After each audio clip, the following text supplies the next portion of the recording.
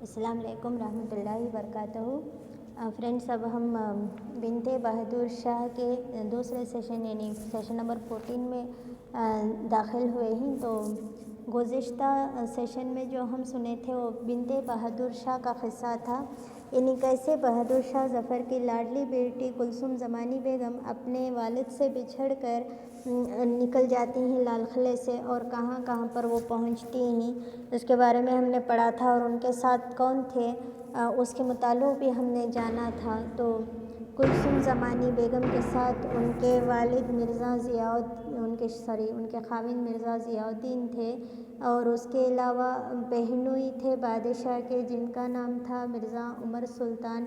औरतों में एक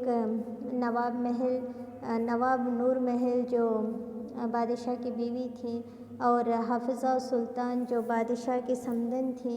उसके अलावा कुलसुम ज़मानी बेगम की 1-1.5 साल की बच्ची भी थी जिसका नाम ज़ैनब ज़मानी बेगम था। तो इस तरह क्या है, ये लोग लाल किले से छूटकर ये कहीं जाते हैं और कोराली गांव में पहुंचते हैं। कोराली गांव में लोग इन्हें लूट लेते हैं। तो बाद में इनकी मुलाकात एक ज़मींदार से होती है जिसका नाम बस्ती होता है, और वो ज़मानी बेगम का कुलसुम ज़मानी बेगम का भाई बन जाता है वग़ैरह हमने पढ़ा था। तो अब क्या है, बस्ती ने काफ़िले को बैलगाड़ी पर सवार करके अजाड़ा ले गया। तो वहाँ मीर फैज़ अली शाही हकीम रहते थे जो बादशाह के बड़े ख़दीम हकीम थे। लेकिन अब क्या है, वो बेमरवती का इजहार कर रहे हैं, क्योंकि ज़ाहिर सी बात है अंग्रेज़ों ने ऐलान कर दिया है जो बादशाह या उनके ख़ानदान के लोगों को अगर कोई मदद करेगा तो उसको वो लोग गिरफ़्तार कर लेंगे या उसको मार डालेंगे। इसलिए क्या है, लोग घबराते थे इन्हें साया देने के लिए, तो सहारा देने के लिए। ऐसे में क्या है, बड़ी मायूसी का आलम था। ज़मीन आसमान कहीं भी इनका ठिकाना नहीं है।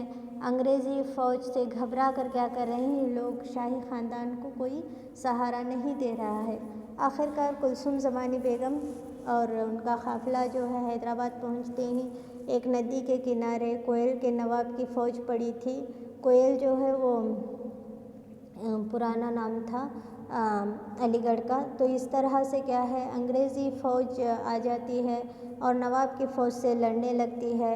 ये लोग एक खेत में पहुंच जाते हैं, लेकिन खेत में भी कोई छुपने की जगह नहीं निकलती, वहाँ भी गोलियां चलती रहती हैं। तो ये छुपते छुपाते दौड़ते भागते सर की चादरें तक निकल जाती हैं, और नवाब नूर महल यानी बादशाह की बीवी इन हालात में बेहोश होकर गिर जाती हैं। तो बेहोशी के आलम में वो ख्वाब देखती हैं। तो ख्वाब में बादशाह को देख रही हैं, बहादुर शाह ज़फ़र को देख रही हैं। तो बहादुर शाह ज़फ़र तोप व ज़ंजीर पहने हुए लड़खड़ाए हुए आ रहे हैं, और ऐसे में उनकी नींद खुल जाती है और वो घबरा उठती हैं और कहती हैं क्या हमारे बादशाह का यही हाल होगा। तो मिर्ज़ा ज़ियाउद्दीन उन्हें दिलासा देते हैं ऐसा कुछ भी नहीं है।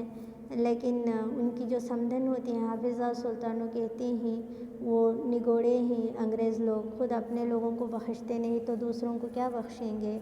तो इस तरह बस्ती उन्हें एक गांव में ले जाता है जहां राजपूत और मुसलमानों की आबादी होती है। वहां नंबरदार के छप्पर में ठहरते हैं। तो वहाँ पर घास फूस का बिछौना होता है जिसमें पिस्सू वगैरह होते हैं जो उन्हें काटते हैं। तो ये मखमली बिछौनों में सोने वालों को आज इन घास फूस में नींद कहाँ से आएगी, और ऊपर से वो जो तरह तरह की आवाज़ें गीदड़ों की वगैरह, तो इसमें नींद भी नहीं आती। जो बिरयानी मुतंजन के अलावा कोई और ग़िज़ा नहीं खाते थे, आज उन्हें ये हाल है कि सूखी रोटी या कुछ ऐसी चीज़ें खाने का खाने का मौका है इनका। तो तकदीर की गर्दिशों से टकराते हुए ये फिर हैदराबाद पहुंचते हैं। तो इस तरह क्या है, अब इन्हें कोई सहारा नहीं है। तो मिर्ज़ा ज़ियाउद्दीन जो है वो एक फ़न रखते हैं अपने पास।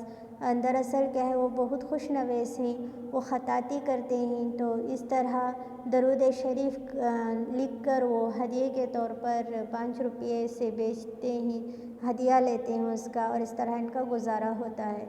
لیکن موسیٰ ندی جو ہوتی ہے حیدرآباد میں وہ اس کا چڑھاؤ ہو جاتا ہے، پانی بھر آتا ہے، تو ایسے میں وہ شہر میں داروغہ احمد یعنی حضور نظام کا خاص ملازم تھا، داروغہ تھا وہ، اس کے گھر آتے ہیں۔ جب یہ انگریزوں کو پتہ چل جاتا ہے کہ یہ یہاں ہیں تو وہاں بھی وہ لوٹ آتے ہیں، اور انگریزوں کے خوف سے یہ کیا کرتے ہیں، باہر جانا بھی بند کر دیتے ہیں۔ تو مرزا ضیاء الدین جو کچھ لکھ کر لے جا کر وہاں ہدیے کے طور پر دیتے تھے، اب وہ بھی بند ہوا ہے، ان کا روزگار بھی بند ہوا ہے، تو انگریزوں کے ظلم سے ان کی حالت ناگفتبا ہو جاتی ہے۔ تو کچھ سوالات ہیں اس سیشن کے، آپ انہیں پڑھیں، امید ہے کہ آپ کو جوابات مل جائیں گے۔ یہیں پر یہ سیشن ختم کرتے ہیں۔